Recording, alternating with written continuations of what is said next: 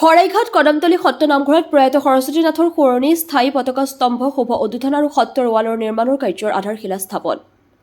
কামৰূপ জিলাৰ শৰাইঘাট কদমতলী সত্ৰ নামঘৰত যুৱ সমাজকৰ্মী নয়নমণি নাথৰ মাতৃ প্ৰয়াত সৰস্বতী নাথৰ সোঁৱৰণী স্থায়ী পতাকা স্তম্ভ শুভ উদ্বোধন আৰু 40 ফুট সত্ৰৰ ৱালৰ নিৰ্মাণ কাৰ্যৰ আধাৰশিলা স্থাপন কৰা হয়।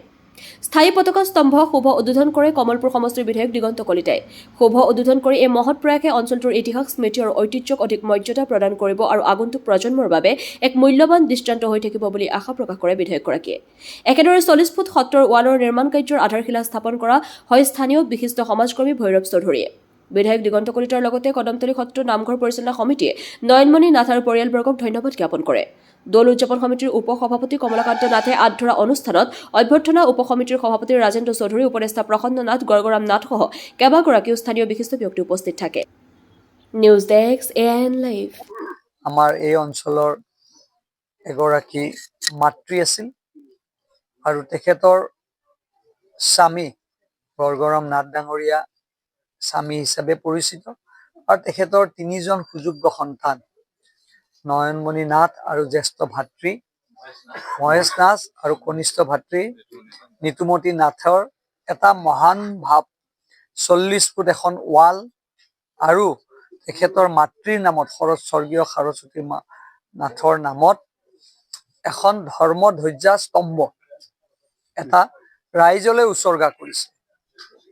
মাতৃৰ প্ৰতি থকা মৰম, মাতৃৰ প্ৰতি থকা ভক্তি, যি মাতৃয়ে মোক জন্ম দিছিল, সেই মাতৃৰ নামত মই ৰাজহুৱা স্থানত, আৰু কোনটো ৰাজহুৱা স্থান, শৰাইঘাটৰ মুখ্য মন্দিৰ কদমতলী সত্ৰ, যি সত্ৰ ৰজা ৰুদ্ৰসিংহই প্ৰতিষ্ঠা কৰা ইতিহাস আছে, সেই স্থানতে এটা সুন্দৰ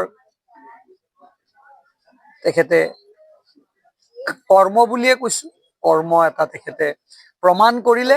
আমি সেই পৰিয়ালটোৰ প্ৰভুৰ ওচৰত কামনা কৰিছো, সেই পৰিয়ালটো সদায় সুখী হৈ থাকক। এই গৌৰৱী পিতৃ গড়গৰাম নাথ ডাঙৰীয়াকো আমি ধন্যবাদ জনাইছো। আপোনালোকৰ সুযোগ্য সন্তানে এই কাম কৰিবলৈ সক্ষম হ'ল। আশা কৰিছো অনাদি কালত এনেকুৱা উদাহৰণ এই অঞ্চলত ওলাই আহক আৰু যি আদৰ্শ লৈ এই গাঁওখন ইতিহাস আছে, এই মহানুভাৱটো আজি নয়ন নাথে কৰিবলৈ সক্ষম হ'ল। একমাত্ৰ ইয়াত আদৰ্শমান ব্যক্তি বহুত ইয়াত আছে, কিছু আদৰ্শ দেখিছে আৰু এই সমষ্টি মুখ্যমন্ত্ৰী ডক্টৰ হিমন্ত বিশ্ব শৰ্মা ডাঙৰীয়াই প্ৰতিনিধিত্ব কৰে।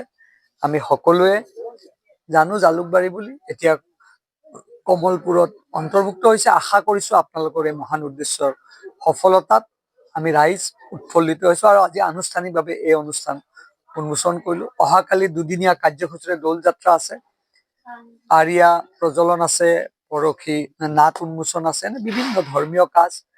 এই ইতিহাসৰ এই যি দৌল যাত্ৰা, কালি ৰাইজ আহিব, সকলোৱে আশীৰ্বাদ ল'ব। এটা আশীৰ্বাদ ময়ো কালি ৰাইজৰ পৰা বিচাৰিম আৰু আশা কৰিছো মুখ্যমন্ত্ৰী ডাঙৰীয়া হৈও আমি এটা আশীৰ্বাদ ল'ম, ৰাইজৰো আশীৰ্বাদ ল'ম।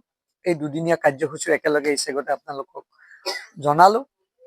কালি যাতে সকলোৱে, কালি পৰহি সকলোৱে সহায় সহযোগ কৰে আৰু সকলোৰে সহযোগ সহমতত এই অনুষ্ঠানটো সৰ্বাংগ সুন্দৰ হৈ জিলিকি উঠক। হয়, কদমতলী সত্ৰ নামঘৰ আমাৰ পূব কামৰূপ অঞ্চলৰ লগতে গোটেই অসমৰে এটা পবিত্ৰ তীৰ্থস্থান।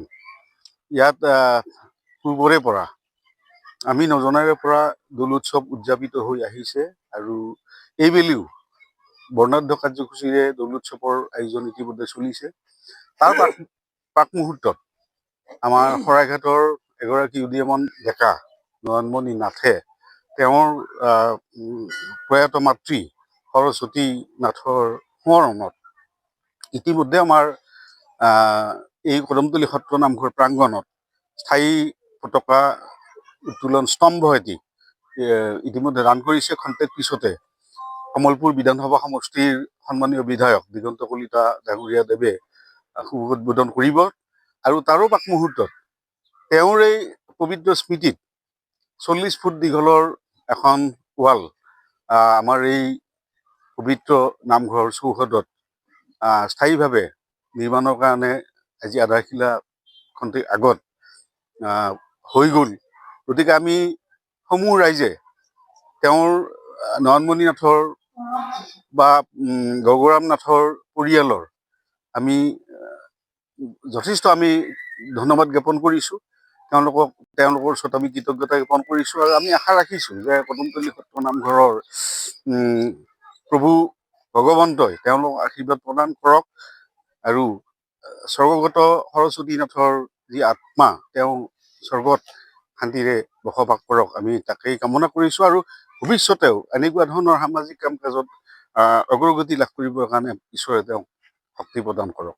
আজিলৈকে আমি আগন্তুক দৌল উৎসৱৰ শুভ কামনা জ্ঞাপন কৰিছোঁ, লগতে কদমতলী সত্ৰ নামঘৰলৈকে আমি আমন্ত্ৰণ আগবঢ়াইছোঁ।